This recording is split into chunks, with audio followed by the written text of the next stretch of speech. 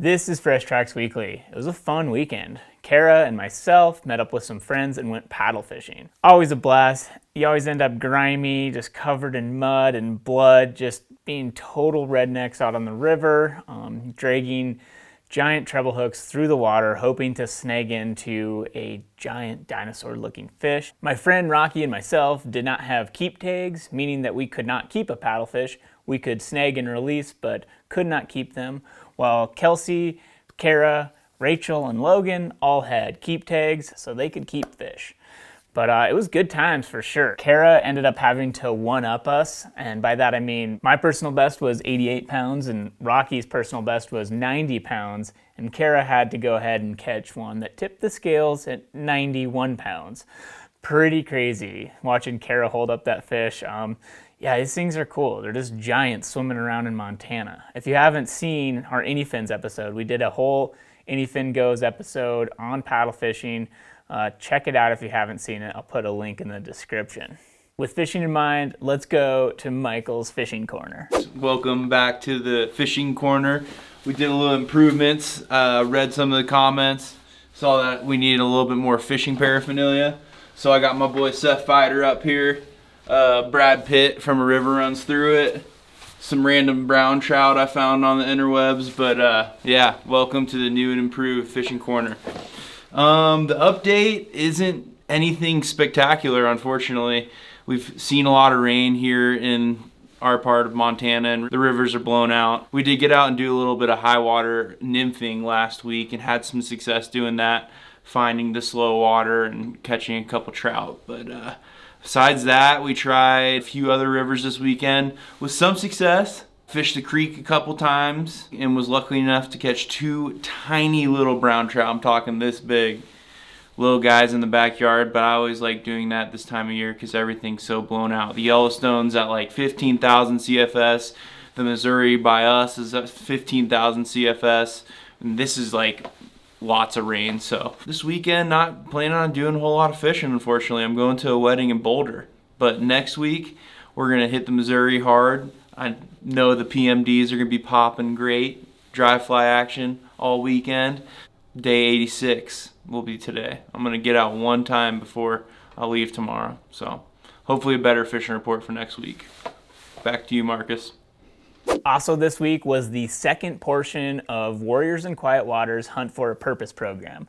So Dale has been out there helping out and filming all week. We mentioned it briefly in a previous episode, but Warriors in Quiet Waters is a foundation dedicated to providing experiences in the outdoors for post 9/11 combat veterans. Go out and provide these healing experiences in the outdoors. Super cool program. They invited me out to the ranch this week to talk elk hunting tactics. Super cool to see the whole setup and get to learn a little bit more about the organization. Also had a chance to sit down with the CEO, Brian Gilman, for a deeper dive that we'll have at the end of this episode. Also, this project that Dale is out filming with Warriors in Quiet Waters is his final project with the Fresh Tracks crew. He is leaving Bozeman, moving elsewhere, and continuing his career. Dale's bear hunt is still going to come up on the channel here in the future, so stay tuned for that. But for now, we wish Dale well on his future endeavors and wish him good luck. On to some news. The Bureau of Land Management just acquired 35,670 acres of land near Casper, Wyoming. It's a huge chunk of land, and not only will that land become open to the public, it also opens up access to multiple other parcels that previously were inaccessible. In total, it's going to be over 40,000 acres of new land available to the public. The Martin property that they purchased borders almost 9 miles of the North Platte River, which is one of those sweet tailwater trout fisheries, opening up a ton of access for both hunting and fishing. The biggest funding mechanism to make this project possible was the Land and Water Conservation Fund. We've mentioned the Land and Water Conservation Fund numerous times in the past, but LWCF funds come from offshore oil and gas royalties, and they go towards projects like this, amongst a million other things.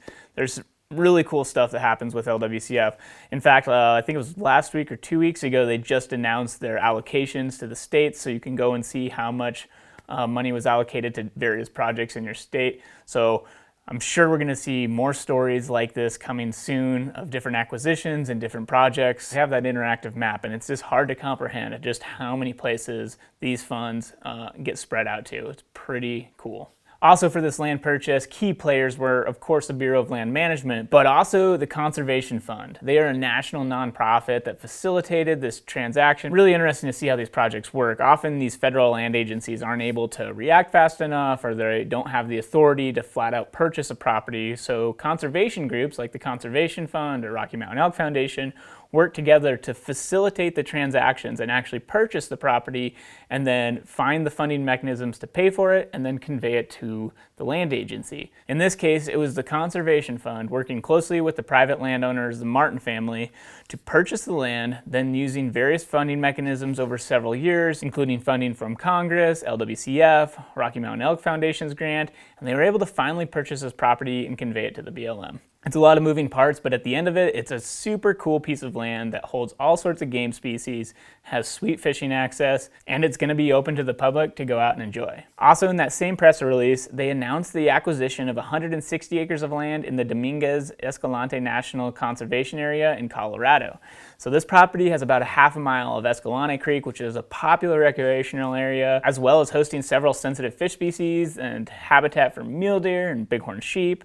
Again, the Conservation Fund was the facilitator in this story, working with the former owners of the property to make this happen. These are the stories that I really enjoy.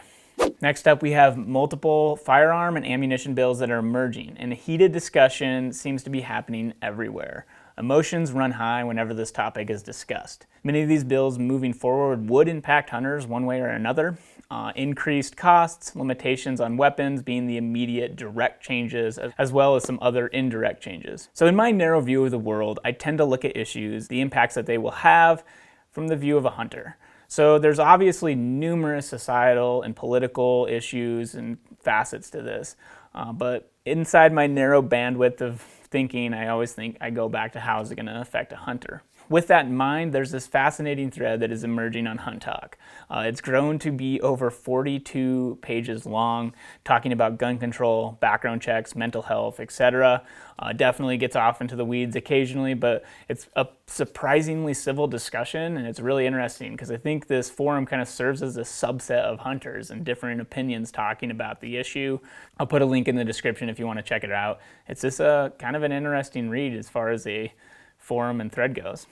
While we're on highly emotional topics, let's talk about wolves. In Idaho, 143 domestic sheep were recently killed in a pileup where wolves caused the sheep to panic and crush and suffocate each other in an effort to escape. Wildlife Services investigated and confirmed that it was indeed wolves that caused this incident, and they are planning to kill the wolves, but they were unable to locate them. Some of the hunting community has been very fired up about this incident, as wolves have been responsible for the reduction of game animals in Idaho as well. This livestock depredation further emotionally charges these arguments and the feelings towards the predators. Last year, hunters and trappers killed 437 wolves in addition to 43 wolves that were killed for livestock depredations. Hunting and trapping can serve as this mitigation tool to curb wolf-related issues, but incidences like this cause emotions to run high and people push towards more control, more bounties, whatever it might be, to kill more wolves.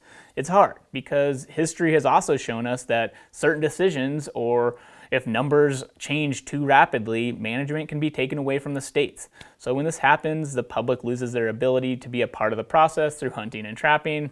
So it's a very delicate balance whenever something like this happens. An interesting study was just published in the Journal of Wildlife Management that utilized hunters' reports for their data. This collaborative study between Washington State University, United States Geological Survey, and Washington Department of Fish and Game looked into 1,700 bull elk killed by hunters in the state. They used that data for the study. The simplified explanation, the basic finding of that study, bulls that had asymmetrical antlers often also had deformed hooves. The deformed hooves are caused what's commonly referred to as elk hoof disease. It's a transmissible disease that can lead to death and potentially affect reproductive potential. The paper did note that there's limitations to hunter-collected data where certain things can be misconstrued, but it's better than no data. And I think it's kind of cool that hunters get to be a part of the process occasionally in these science-related things. I think it helps bridge the gap between researchers, hunters, the wildlife agencies, and everyone involved. So it's kind of cool to see these projects, even if they are just a public relations campaign more than actually finding anything that has management implications. Because that's what I was really curious about, is what are the management implications for this study? In their paper, they basically said that there were no management implications, which I get. I was kind of hopeful that there could be some sort of implication, such as targeting the affected individuals, targeting elk that had abnormal antlers, and an effect to curb the spread of the disease. But I'm sure there's just too many other factors for that to be an effective method. Regardless, super cool study, cool story. So those were a few of the stories that were on my mind this week. For the deeper dive this week, we have Brian Gilman, who is currently the CEO of Warriors in Quiet Waters. Brian is a retired U.S. Marine Corps colonel. He's led Marines in combat during multiple tours in Iraq and Afghanistan, completing his active duty service as the Marine Forces Special Operations Command Chief of Staff. Brian left active duty to lead the Warriors in Quiet Waters team. He's an amazing individual. He does an amazing job, and I am completely unqualified to interview him, so I mostly just sit back and listen. I'm here with Brian Gilman of Warriors in Quiet Waters, CEO. Yep. This is an amazing ranch. This is an amazing program. Super excited that you asked me to help out. But I was hoping you could kind of give me a background on the why of Warriors in Quiet Waters. How it originated, and then just I'd love to. So we're sitting here at Quiet Waters Ranch. It's a property that the foundation purchased in 2014. But the foundation started well before that. So 2006, we were established and incorporated as a nonprofit. Did our first veteran program in 2007. But the story goes back even further. It goes all the way back to Vietnam. The founder of Warriors in Quiet Waters Foundation is a guy by the name of Eric Hastings. A Bozeman kid who grew up here in Bozeman. Yeah. Fly fished his entire life. Joined the Marine Corps and became a pilot in the Marine Corps, and was a combat pilot in Vietnam. He flew the A4 Skyhawk. Flew about 168 combat missions over Vietnam. Wow.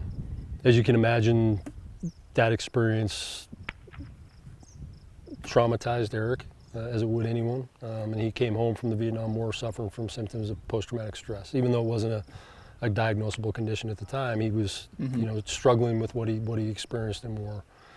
And to hear Eric tell a story, he came home to Montana, went straight to the water with a rod in his hand, tied on a fly, and he found healing.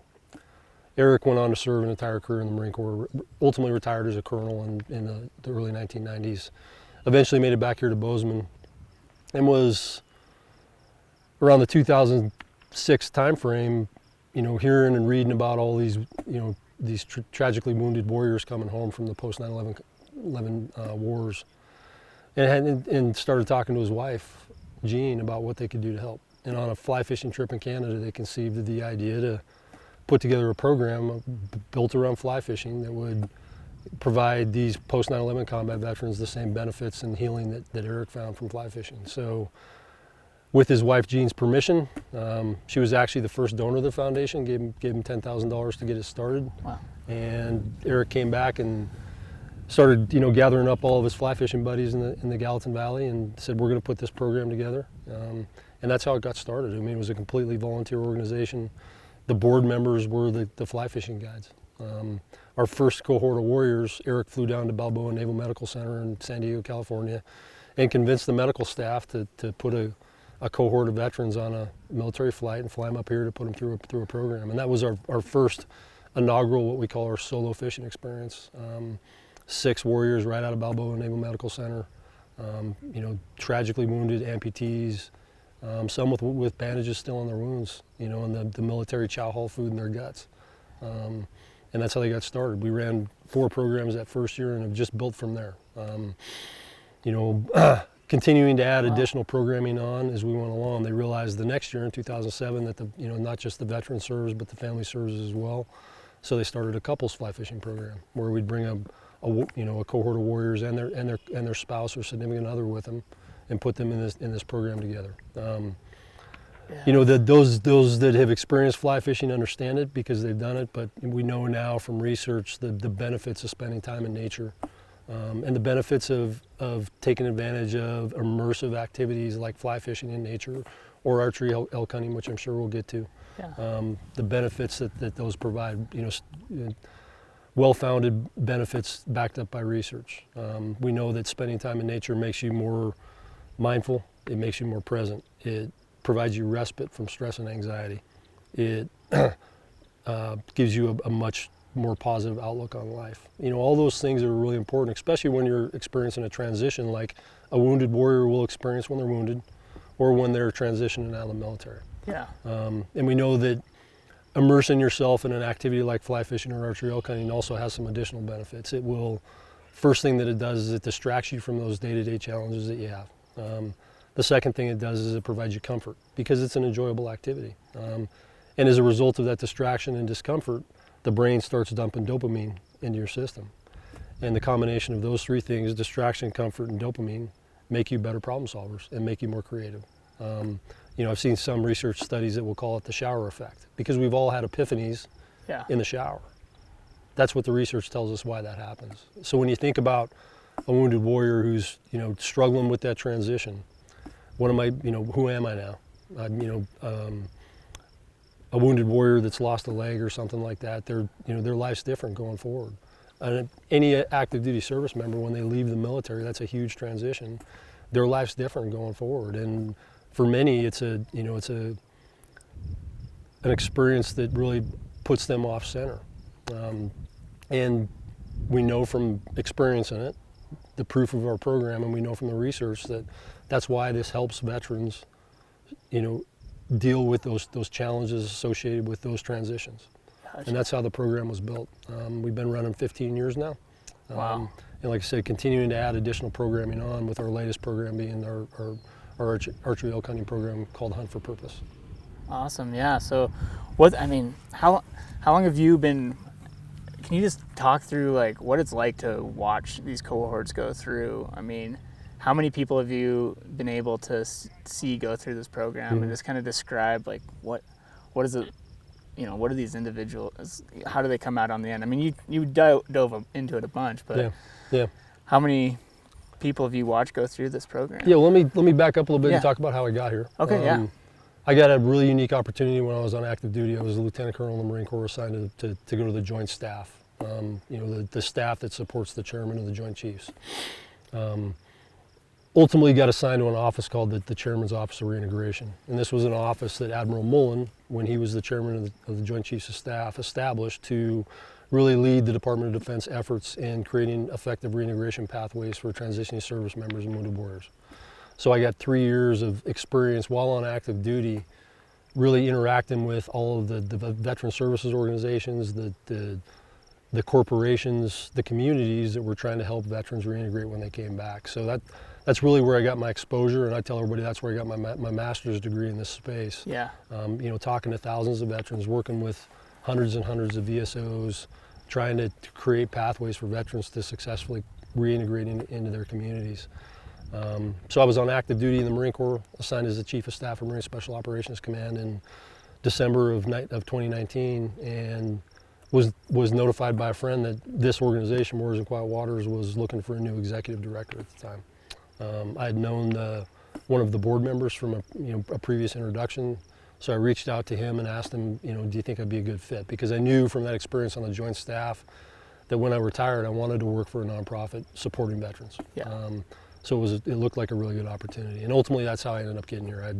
You know, I was able to compete for the job, was lucky enough to be selected by the organization to lead it, and as a result of that, I retired a little bit early from the Marine Corps and came here in June of 2020, when I started working in June of 2020 here at Warriors in Quiet Waters. So over the course of that time, I've seen a total of about well over almost 40 programs now of warriors coming through our various different programming.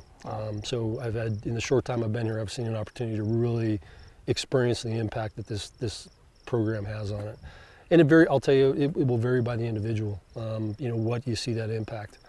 Typically our programs are, we'll call them low touch, because what we don't do is we don't ask the warriors to unless they want to talk about those challenges. It's all 100% non-clinical, built around fly fishing, built around spending time in nature, to allow them to find that on their own. And then the one tradition that we've always had is we have what's called a sayonara dinner at the end of the program. And that's the one opportunity where, you know, we give the warriors the opportunity to stand up and talk about what they've experienced in the program. And I'll tell you, in the vast majority of those, you'll see a change from the warriors from when they showed up on the first day to that day at sayonara dinner. And many times they'll talk about the life-changing experience that it's really been for them. And then we also measure what we do. We work with Syracuse University's Institute for Veterans and Military Families that measure the outcomes that we're trying to achieve with the programming. And we do that through surveys of our participants. We'll survey them prior to coming. We'll survey them a week after they've been through our program, and then we'll survey them every year thereafter, annually. And we design these surveys to collect data specifically about the outcomes that we're trying to achieve. Are we providing that respite from stress and anxiety? Are they sleeping better as a result of that? Are their relationships back home improving or remaining solid? Do they continue to fly fish and go back to that therapy? Is a continual way to really stay centered and focused on those challenges that they need to in transition. And we see from that program evaluation methodology that we've had some significant impacts. You know, in terms of measuring the reduction in stress and anxiety, we have statistically significant proof that our program does that. Their ability to break down those barriers of isolation and find those human connections that are so important to us as human beings, we know that's an outcome that we achieve. Continually going back to nature, using fly fishing, like I said, to become centered and stay focused on those challenges is another outcome that we know we achieve. So that's how we measure it, and that's kind of the impact that I've seen. And we really the way our program works, our fishing programs work, is it really starts with this place, Quiet Waters Ranch. We immerse them in this location. You're sitting here, we're surrounded by the Bridger Mountains, 112 acres, 3 fly fishing ponds.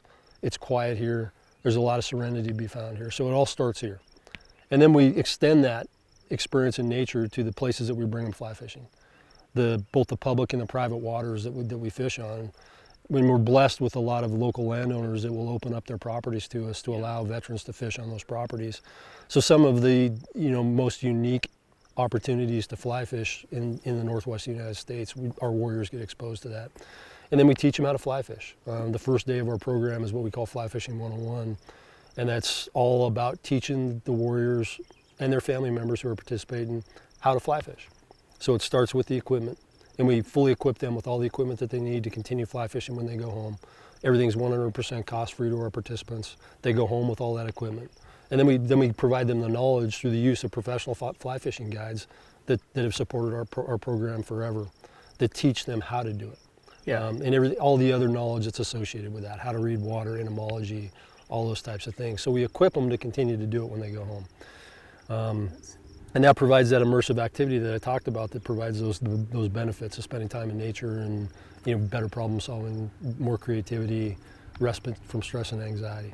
And then over the top of all that, we overlay all of that with a safe, secure, emotional environment that's provided by our volunteers and staff. Our number one goal when we bring warriors here is to establish trust and connection with them first. And we do it with those 3 layers that I talked about. And we have about 15 volunteers that support every one of our programs. We assign every one of our participants with a volunteer companion who is their battle buddy for the week. And really that companion's number one responsibility is to establish a connection with that warrior or that family member. We have what we call our volunteer moms. Those are the volunteers that will stay here at Quiet Waters Ranch. They really make the lodge and this place feel like a home away from home. From the comfort food cooking that they love to provide, their own family recipes, just to the way that they receive the warriors and interact with them. And that really establishes that baseline of trust that allows the warriors to become just a little bit vulnerable and really start processing and making meaning of those challenges associated with their transition and starting to come to some conclusions with that. That's historically, that's how our programs have always worked. Hunt for Purpose is bringing it another step, where we're actually, once we've established that trust, we're actually actively working with them on some of the most significant challenges that veterans have when they transition. One of the things that I really learned when I was on the Joint Chiefs was the immense role that purpose plays in the lives of veterans. And if you think about it, it makes sense because, you know, when a service member comes into the military, pretty much all of their needs are taken care of by the military. You know, their housing, their training, their food, everything's provided by the military because the military is set up so that active duty service members can focus 100% on the mission. And in the course of that, you have a sense of mission. You have a sense of purpose. You know what your mission is. You know why you exist. You've been trained how to do it. And that's all very clear. And that stays with you the entire time that you're on active duty. Yeah. But when you leave the military, all that essentially gets stripped away. That hierarchy of needs that was provided for you by the military, all those needs that the military took care of, that's all gone. And you're left as a transitioning service member to figure out how you're going to refill that bucket of needs. And you're doing it on your own. And you're doing it in most cases for the very first time because everybody goes in the military relatively young, after high school, after college. And that's their first experience really dealing with that. And that's why that challenge of transition is so challenging. Yeah, it's impossible to imagine for me, but just going from, defending your country and being at the highest level of just sense of purpose to then coming back and transitioning to civilian, it's just... So that's what we're focusing on with Hunt for Purpose is we've thought long and hard over the last 18 months about how we can increase the impact on our participants, do more for more veterans, and pull every bit of potential out of this organization, our ability to impact our participants' lives. We really focused and keyed in on that ability to guide them to greater clarity around what we call the pillars of a thriving life. So that's security, that's all those things that we talked about. So, the respite from stress and anxiety, those human connections, and the base needs that we all need, making sure that you have the financial ability to take care of your family, all that, security. The next one is identity. Who am I now that I'm a veteran, no longer active duty? Right. What do I value? Now that I'm out of the service, what do I value? What's my potential now as a veteran? And ultimately, how am I going to live a life of meaning and purpose? So Hunt for Purpose is designed to lead them to a greater sense of clarity around those pillars of a thriving life, to answer those big questions that I believe every transitioning service member needs to answer in order to truly thrive. Yeah. And that's why this organization exists. Warriors in Quiet Waters Foundation exists to enable post 9/11 combat veterans and their loved ones to thrive. And that's where we're focusing with Hunt for Purpose. Yeah, it's beyond impressive, the level that you guys go through. And I didn't know about all the research that also goes into it. Yep. It's very, very interesting. And then not only the Hunt for a Purpose, but you've done the ice fishing programs, and then there's backcountry experiences and conservation. I've seen that there's a lot of stuff that you guys are expanding into, and it's pretty cool. Yeah, we've added programming, consistently for the last 2.5 years. In addition to the stable programs that we had, you mentioned the conservation experience. We bring our alumni back here to fly fish, but we also partner with the conservation organization and work on a conservation project. Really provides them a sense of accomplishment. In terms of having an impact on the landscape, on the fisheries that we fish on, and also connects them to the volunteers in that partner organization that we're partnering with. Ice fishing experience, it's kind of tough to fly fish in Montana in February. Yeah. So this is a way for us to do year-round programming. And then this year, you mentioned the backcountry fishing experience.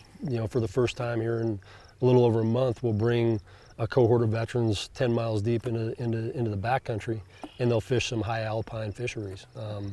All supported by stock and so we're providing that base level of comfort that we need to, but we're really excited for the outcomes of that. And then our latest program is Hunt for Purpose. Incredible. Yeah. So the Hunt for a Purpose, that's what I was here today trying to help with. Hopefully I provided a little bit of knowledge. So these guys are going to be going to 2 different spots in Montana, archery elk hunting nonetheless, which is impressive, that next level of and we picked archery because it's hard. Yeah. We picked it because it's hard, and that's part of the theory behind Hunt for Purpose is, for me personally, archery elk hunting makes me better in every domain of my life. I've been a lifelong hunter. Really started out rifle. My dad was never an archery hunter. I picked a bow up in college and then joined the Marine Corps. When I could come home, I was hunting with my dad, so it was mostly rifle hunting. But in about the last 5-6 years, I've really focused on archery a lot. And like I said, archery makes me better in every domain of my life. That's what gets me out of bed early in the morning to go work out. Yep. It ensures that when I'm around my family, I'm present and giving them what they need for me to provide for the family, taking care of all those issues at home so that I have the space and the time when September rolls around to step out, step away, and really get into the mountains and get what I need out of archery elk hunting. It makes me a better leader at work. It makes me a better employee. It just improves me in every domain of my life, and that's why we picked archery elk hunting, because it's going to be a challenge for these participants. Getting an elk on the ground isn't the objective of the program. That will absolutely be the cherry on top. But this program is designed to help them improve in those domains of their life and find clarity around those pillars of a thriving life that we talked about. Awesome. Yeah. Yeah. And so still the primary first experience though is that fly fishing experience. Yep. I guess what warriors would you encourage to apply for that? I saw you have an application form on your website. Yeah. So I mean, who are you looking for in that scenario? Yeah, we serve post 9/11 combat veterans. And really what that means is they have to be from the post 9/11 era. They had to deploy to a theater in contact, and they had to engage with the enemy in some shape or fashion. And as a result of that, they have to have some service-related challenge that they're dealing with. They don't need to have a Purple Heart. They don't have to have been wounded. They don't have to have a diagnosis of post-traumatic stress. But they need to meet those conditions to be a combat veteran, and they have to be able to articulate a challenge that they're dealing with as a result of their transition out of the military. So that's the cohort that we recruit from. Specifically for Hunt for Purpose, we opened it up to our alumni, veterans who have been through our other programs. Yeah. And we really asked them to talk about in their applications what they thought that they would benefit from going through this program, understanding that it was designed to get after those pillars of a thriving life. And that's really what we focused on when we did the selection process, was what did they write about in those applications that talked about how they thought that they could most benefit from the specific outcomes that we're trying to achieve with the program. So awesome. And then you also can apply to be a volunteer too. Who are you seeking out for? Are you in need of volunteers ever? Is there anything where there's more of a need? We're volunteers, as I talked about before, are such a critical element of our program. We could not do what we do without the volunteers that support us. So we're always in need of volunteers. Luckily we're blessed with a great volunteer manager that has really done a great job, and we're this year we're about 98% full for volunteers, but those turn over year after year, and we're always looking for new volunteers to apply to volunteer. And there's other ways to volunteer to help our mission, outside of the program as well, with events that we do in town to help raise the resources that we need to conduct these programs. But I would encourage anybody that really wanted to have an impact on post 9/11 combat veterans, this is a great way to do it. Get on our website, click on the volunteer link, and send in an application. Our volunteer manager will call you within the week, they'll interview you, and then you'll be on our list to get placed in a program as soon as we possibly can. Yeah, and we'll put a link in the description that people can go to, and then there's also, you can always donate as well. Yeah. There's a tab for that. Yep. And then I saw you also have, any landowners who might have a good fishing experience on their property too. That's always appreciated. Yeah, I mean, that's it. The finding fishable waters is always a challenge. Yeah. We experienced a pretty severe drought last year. Fishing restrictions started in early June. And there's been a lot of turnover of private land in southwest Montana. So, some places where we've always relied to go and bring our participants fly fishing have transitioned to new owners, and then, we lose that opportunity. So we're constantly looking for great fishable waters where we can bring a cohort of veterans on and expose them to the benefits of fly fishing. And we're always very respectful and very mindful of the needs of that landowner in terms of privacy needs, making sure that we're not impacting the landscape or the fishery, and ensuring that we're not overusing the resource. Everything that we do is catch and release, and we ensure that if a landowner tells us we can only have 6 rods up, only 6 rods are fishing. So. Yeah, well, everything that I've seen, it's just beyond top notch here. Thank you. Yeah, I really appreciate giving me your time, and this has been a really cool experience. Well, I'm excited to see how everything progresses, like the Hunt for a Purpose and all these programs you're expanding into. I've heard about the fly fishing stuff, but getting to see a little more of it firsthand has been really cool. Hunt for Purpose is a program that we couldn't have done without all of these great partners like On Your Own Adventures that have come together with us to do it. Unlike anything that we've done before, and really in a lot of ways we lack some of the core competencies to do that. So that's why I reached out to Randy and Dale, asked them you know, is this something you'd be interested in and helping us out with? And, you know, that's all it took was an ask. And Randy was on board and has been with us for the entire program, teaching, you know, these participants everything that he knows about archery elk hunting. You spent an hour and a half today with us talking about elk tactics, elk calling, you know, all those things that we need to maximize the potential for success.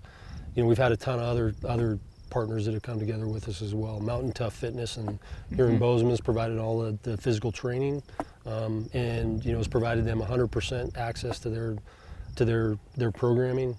We have the Commit Foundation, another veteran services organization that's assisting us as well as a lot of the great gear sponsors that you all have introduced us to that really made this program affordable. So, you know, every time I talk about it, I have to give a shout out to our partners, because we couldn't have done it without you. We couldn't have done it without you. Oh yeah, thank Randy for sure. Yeah, he's definitely. I do every chance I get. Every chance I get. So. Well, thanks a bunch. I appreciate it. Thank you. I appreciate it as well. All right. All right, man. Thank you. Yep. Yep.